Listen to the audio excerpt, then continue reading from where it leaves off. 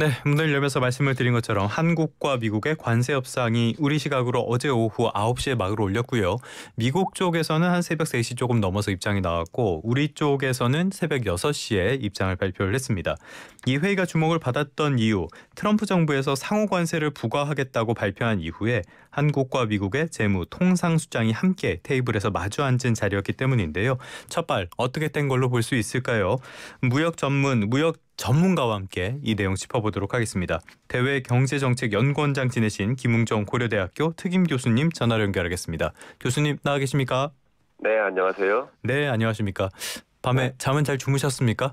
아이고, 잠 못 잤습니다. 이거 보시느라. 네네, 협상 결과도 보고요. 예. 네네, 그렇습니다. 알겠습니다. 많은 분들이 밤에 잠을 설치지 않았을까라는 생각도 드는데 일단 이번에 2+2 첫 발을 뗐습니다. 총평을 해주신다면 뭐라고 말씀하시겠습니까? 일단 처음에 특별히 예상했던 것과 특별히 뭐 다르지는 않았다. 예. 결국은 이제 그 상호 관세, 소위 미국이 얘기하는 상호 관세를 줄이기 위해서 우리 협상팀들이 그 미국이 현재 원하고 있는 것 여러 가지 있죠. 뭐 비관세 장벽이라고 미국 주장하는 그런 여러 가지 문제. 예. 예, 그다음에 뭐 투자하는 문제, 뭐 알래스카 투자 포함이 되겠죠. 예, 그런 문제라든가 그다음에 이제 뭐 수입을 우리가 더 하는 문제라든가 이런 문제를 다 이제 종합적으로 가지고 가서 결국 관세 문제를 해결하겠다라고 하는 그런 의도가 그냥 그대로 이렇게 드러난 것이 아닌가 그렇게 보고 있습니다. 알겠습니다. 첫 만남이었으니까요. 그런데 처음에는 이 시간이 얼마나 진행됐냐 하니까 70분 정도라고 전달을 받았는데 78분이라고 하더라고요. 이런 걸 고려하면 뭐 통역도 있고 이런 점들이 다 있으니까 이거 뭐 거의 인사만 하고 끝난 거 아닙니까? 근데 보통 이제 협상이라는 건 뭐 FTA 협상도 그렇고요. 예. 협상을 시작하게 되면 제일 먼저 하는 게 뭐냐면 그 협상의 틀을 정하는 겁니다. 네네네. 그렇죠? 그러니까 뭐 어떤 분야에 대해서 얘기를 하자.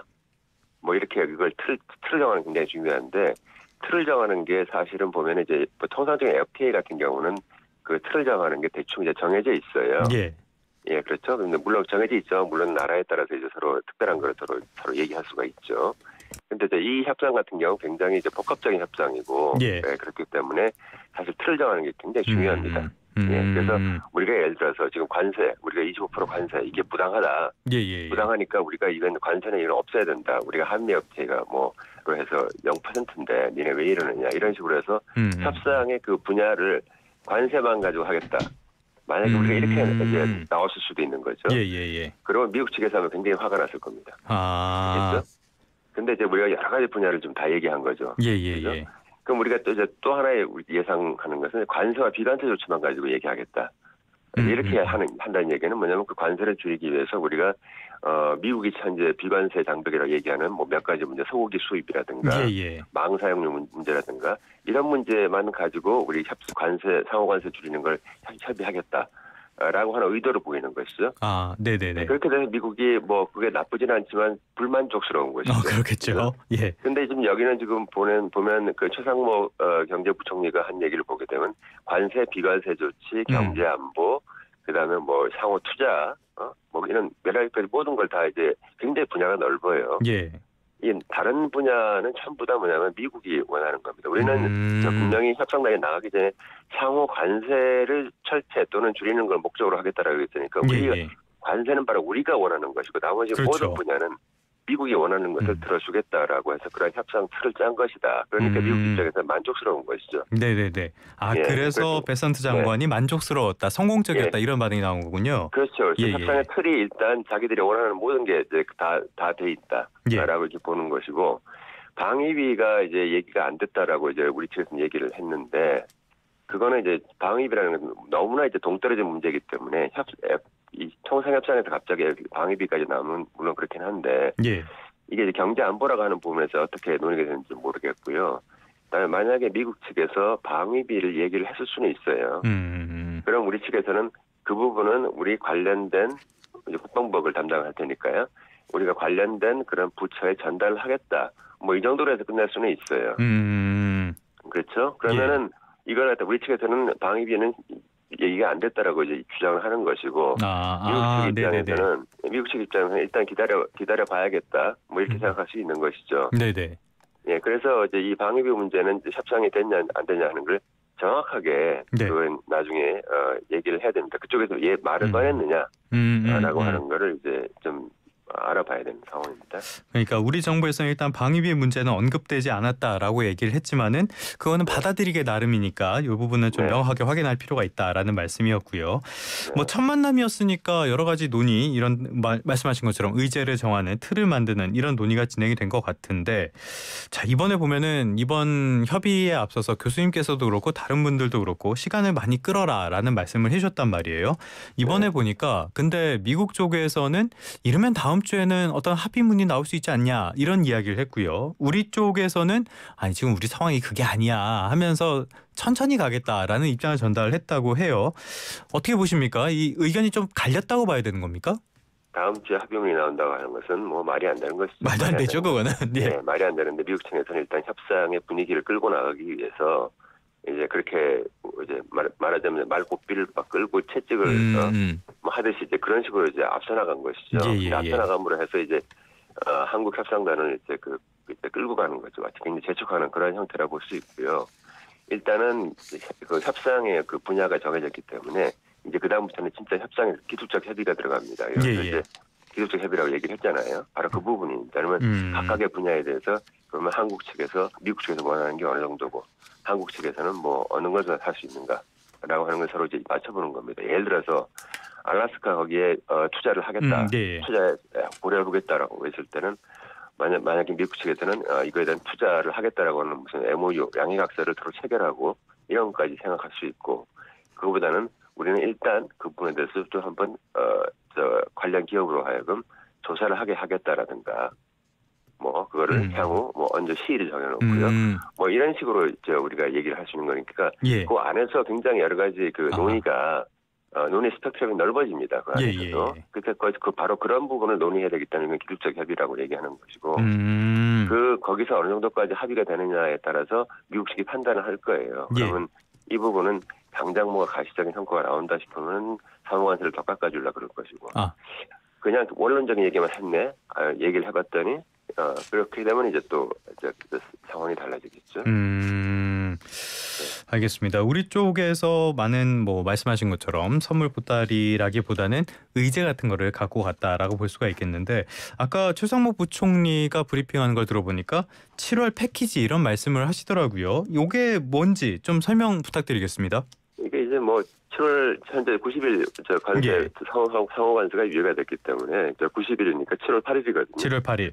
그러니까 7월 8일 전까지 다시 말해 상호 관세가 추가로 더 뭐 연장이 되든지 유예가 연장이 되든지 아니면 그때 7월 9일 때 부과가 되든 뭐 이렇게 뭐가 일이 있을 것 같은데 그 전에 합의를 하는 것을 목표로 한다. 근데 7월 달에 이제 합의가 되니까 뭐 줄라이 패키지라고 그렇게 이제 이름을 붙인 것이죠. 이제 그렇게 뭐 얘기를 한 것이다. 뭐 이제 그렇게 볼 수가 있는 것이죠. 알겠습니다. 뭐 그렇게까지 대단한 의미가 있는 것 같지는 않습니다. 자 이번에 관심을 받았던 사안 가운데 하나가 일본과의 협상 때처럼 또 트럼프가 갑자기 튀어나온 것이 아니냐 이런 것들이었잖아요. 그런데 이번에는 등장하지 않았어요. 바빴나 보죠? 뭐 어떻게 보셨습니까? 이제 일본이 첫 번째 협상국이었으니까 그렇게 나가서 부담을 준 거고 또 사람들이 예상할 수 있는 똑같은 일을 또 하는 거 싫어할 테니까. 이미 뭐 충분히 일본과의 협상에서 그 여러 가지 의지를 보여줬기 때문에 뭐 한국에서는 굳이 뭐 나오지 않은 게 아닌가 뭐 그렇게 생각합니다. 그럼 뭐 이렇게 중요한 것 같지는 않고요. 그렇습니다. 정치인보다는 지금 전화가 잠시 상태가 안 좋은데요. 다시 연결해 보도록 하겠고요.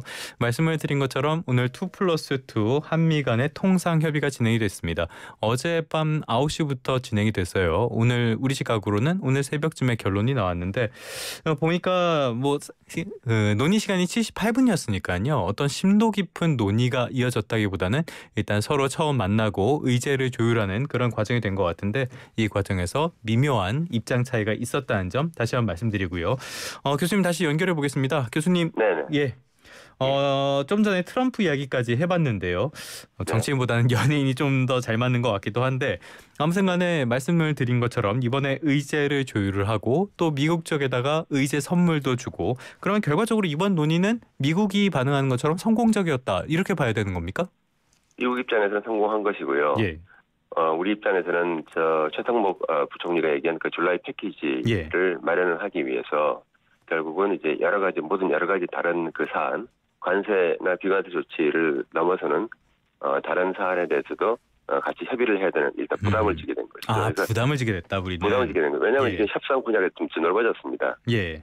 협상 우리가 줘야 될 선물 보따리를 잔뜩 가지고 우리는 이쪽에서 줄게 저쪽에서 줄게라고 하는 협상 기본 틀을 합의를 해버린 것입니다. 예. 그러니까 이것이 만약에 이거대로 해서 또 다음 달에 또 이제 그 에이펙 그 재무장관 회의 때문에 그쪽에서 또 고위 대표단이 온다고 하니까 그렇게 해서 이런 부분의 분야가 다 합의가 되게 되면은 그 다음에 나중에 이제 그 새 정부가 들어서서 어떤 협상의 틀을 갖다 바꿀 수는 없겠죠. 굉장히 어렵겠죠. 물론 협상이라는 건 다 여기까지 돼봐야 하는 거지만은 그 틀 자체를 바꾸는 굉장히 어려워지기 때문에 지금 상당히 이거는 뒤에까지 영속 가는 그런 효과가 미치는 그러한 기본 틀을 갖다 합의를 해버린 상황이 아닌가. 예, 그래서 상당히 좀 후속 협상을 하는 데 있어서 좀 어려운 점도 있을 것이다 이렇게 생각합니다. 그럼 우리의 초기 전략은 다소 아쉬웠다고 봐야 되는 건가요? 어쩔 수 없었다고 봐야 되는 건가요? 우리가 먼저 제안을 하지 않고 저쪽에서 뭘 제안을 할지를 좀 보면서 했어야 되는 것이 아닌가. 먼저 우리의 패를 갖다 다 내보내주고 우리는 이거에 대해서 이번에 미국하고 당신들하고 이렇게 얘기하겠습니다. 라고 먼저 자백한 꼴이 아닌가 하는 저는 그런 생각합니다. 좀 아쉬운 점이 있을 것 같습니다. 자, 우리 쪽에서 이렇게 마음이 급했던 이유 보자면은 우리나라의 지금 경제 상황이 굉장히 안 좋다는 점, 이 점을 들 수 있지가 않을까 싶어요. 3분기 만에 우리나라의 GDP가 역성장으로 돌아서 버렸습니다. 앞으로의 협상 과정 더더욱 중요해졌다라고 봐야 될 것 같은데 교수님께서는 어떻게 평가하십니까? 우리나라 경제가 좀 굉장히 안 좋은데 이것이 수출이 나빠서 안 좋아진 건 아니죠. 수출이 또 왜 상당히 선방을 했냐면은 우리나라 환율이 또 엄청 떨어졌죠. 예, 그렇죠. 근데 환율이 1,300원대에서 1,400원대로 지금 내려앉은 지가 벌써 한 4달이 넘었습니다. 12월 3일 이후였죠. 자, 그렇기 때문에 결국 이거는 우리가 대한민국 경제 회복을 갖다가 수출만 가지고 이렇게 얘기할 수는 없는 것이기 때문에 여기다가 너무 협상이 되면 우리는 다시 올라서고 협상이 실패가 되면 우리나라 경제는 계속 이제 마이너스가 된다. 이런 식으로 과도하게 이걸 주면 안 되고요. 다른 경제가 다시 살아나는 것은 지금 수출 분야뿐만 아니라 다른 분야에 대해서도 충분히 검토를 해야 될 사안이니까 이 두 개의 사안을 너무 직접적으로 연결시켜 버리면 굉장히 이거는 좀 어려워지는 상황이 되는 것이고요. 그 다음에 또 중요한 게 하나가 이번에 논의된 우리나라가 좀 핵심적으로 좀 굉장히 관건이 자동차 수출 아니겠습니까? 그 자동차라고 하는 것은 국내에서 굉장히 고용 창출 효과가 크기 때문에 국내에서 아무래도 공장을 유지하면서 수출하는 게 중요하거든요. 그런데 자동차는 지금 현재 전부 다 품목별 관세에 들어가 있습니다. 자동차 부품도 마찬가지고요. 그 25%인데 이거는 지금 우리가 얘기하는 상호관세 분야 협상에 들어가 있는 게 아니에요. 그러니까 이걸 갖다가 아무리 상호관세 부분을 다시 가장 유리한 10%로 돌린다고 할지라도 자동차 관세 부분을 어떻게 하겠다는 것인지. 왜냐하면 이건 품목별 관세이기 때문에 미국이 어떤 큰 틀의 원칙을 훼손하지 않는 한 이건 계속 25%거든요. 그렇겠죠. 예, 그러면서 대체 우리는 그러면 상호관세를 10% 했다고 하는 것은 물론 품목별 관세에 해당하지 않는 다른 부분, 철강이라든가 알루미늄이라든가 자동차라든가 또는 반도체라든가 의약품도 나중에 하겠다고 하니까 이런 분야 이외에 모든 다른 분야에서 물론 이제 25%가 10%로 줄어들면 좋은 점이 있습니다만 핵심적인 수출 상품인 자동차 부분에 있어서는 정작 건드릴 수가 없는 바로 이러한 협상 분야인데 이것에 대해서 지금 우리가 그렇게 평가를 할 수 있는 것인지 그러면 결국 품목별 관세 부분에서 한국이 예외가 될 수 있도록 하는 것이 굉장히 중요한데 그것에 대한 의지가 미국의 어떤 의도가 보였느냐 우리가 이런 거 확인을 해봐야죠. 네, 그것이 안 되면은 지금 사실 이거 상호관세 25%를 10%로 바꾸는 것이 그 효과는 굉장히 제한적이다. 그렇게 볼 수가 있는. 굉장히 제한적이라면 그것이 그렇게 해서 우리가 그렇게 많은 걸 주고 나서 이렇게 할 필요가 있느냐 하는 그런 비판도 제기될 수 있습니다. 자동차 품목 관세에 조금 더 초점을 맞춰서 바라볼 필요는 있어 보입니다. 자, 지금 무역 갈등, 무역 분쟁 이거는 뭐 우리나라나 일본과 이렇게 협상도 계속 진행이 되고 있지만은 가장 중요한 건 결국에 미국과 중국의 협상 과정이라고 봐야 되잖아요. 그런데 네. 최근 흐름을 보면은 트럼프는 계속 한 발짝씩 뒤로 물러나고 중국은 버티고 이런 흐름들이 보인단 말이에요. 지금 상황 어떻게 분석하십니까?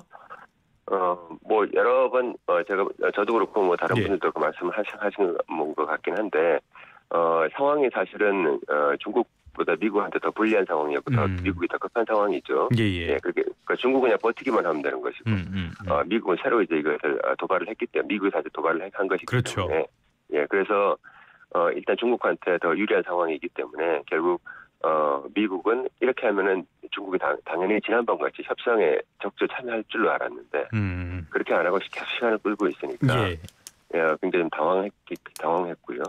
그래서 좀 계속 이렇게 협상장으로 끌어들이기 위해서 그렇게 계속 입장을 약간 좀 선회하고 있는 것이죠. 예. 중국 쪽에서는 미국 쪽에서는 중국과 협상을 하고 있다라고 이야기를 하고 있고 중국 쪽에서는 무슨 소리냐 그거 아니다 이렇게 이야기를 하고 있는데 어찌됐건 양쪽 다 계속 이 상황이 계속된다면은 힘든 거는 양쪽 다 마찬가지일 거 아니에요. 그렇다면은 결국에 가까운 시일 안에 어떤 협상이 본격적으로 진행이 된다든지 양국의 정상이 만난다든지 이럴 가능성 어떻게 보십니까? 이게 양측 간의 좀 협상의 근본적인 형태의 차이가 있습니다. 예. 지금 미국 측은요, 보통 같은 경우는 실무자들이 먼저 만나고 이제 또 실무 책임자가 총책임자가 먼저 만나고 이제 쭉 한 다음에 나중에 정상들이 만나는 건데 예. 트럼프 스타일은 원래 이제 정상들끼리 만나서 먼저 큰 틀로 합의를 해놓고 소위 말하는 탑다운. 그러면서 그 다음에 이제 실무자들 알아서 해라 이제 이런 방식을 선호를 하고 있는데 중국 그렇게 안 하거든요. 예. 중국은 밑에서 협상을 할 때 계속 그 최고 권력자의 의지가 물론 들어갑니다. 협상하는 과정에서. 네, 그렇게 들어가서 결국 맨 마지막에 가서 최고 지도자들이 만나서는 뭐 사인하는 형식이라든가 모든 게 다 합의가 된 다음에 만나는 것이기 때문에 근본적으로 양측 간의 협상을 보는 관점이 방식이 다릅니다. 현재 그렇기 때문에 중국 입장에서는 미국이 원하는 바로 그런 협상 방식 다시 말해서 이제 두 사람을 만나가지고 뭐 그냥 합의를 하는 이런 방식, 화끈하게 이런 방식을 따를 수가 없는 것이죠. 그러면 어느 정도 교착 상태는 이어질 가능성이 크다고 봐야겠네요. 중국 입장에서는 서두를 게 없어요. 중국 입장에서는. 그래서 공식적인 협상은 안 하고 물론 이제 양측 간에 어떤 교류가 있었던 거는 사실인 것 같아요. 양측 간에. 그렇지만 그 비공식적인 접촉이었고 미국이 원하는 것은 공식적인 협상인데 이거 여기까지 좀 시간이 걸리는 거 아닌가 이런 생각이 듭니다. 알겠습니다. 우리와 미국과의 협상도 물론 중요하지만 우리의 양대 교역국이니까요. 미국과 중국의 협상 상황 이것도 계속 지켜보면서 전달해드리도록 하겠습니다. 지금까지 김웅종 고려대학교 국제대학원 특임 교수와 함께했습니다. 오늘 말씀 고맙습니다. 네, 감사합니다. 이거 LG 맞죠? LG는